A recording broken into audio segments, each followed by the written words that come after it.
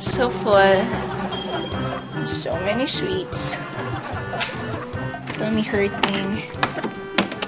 Sino kaya nag-like?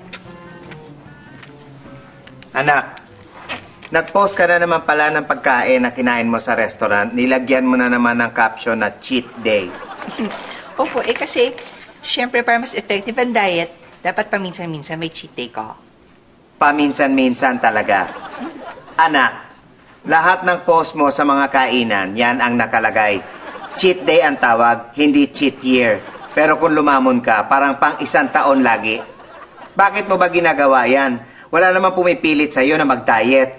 Ikaw lang ang nagpipilit na nagda-diet ka. Mas madalas pa cheat day kesa sa diet day mo.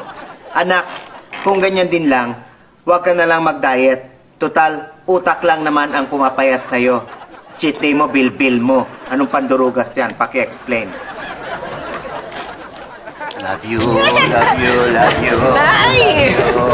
Love you, love you, love you. Nay!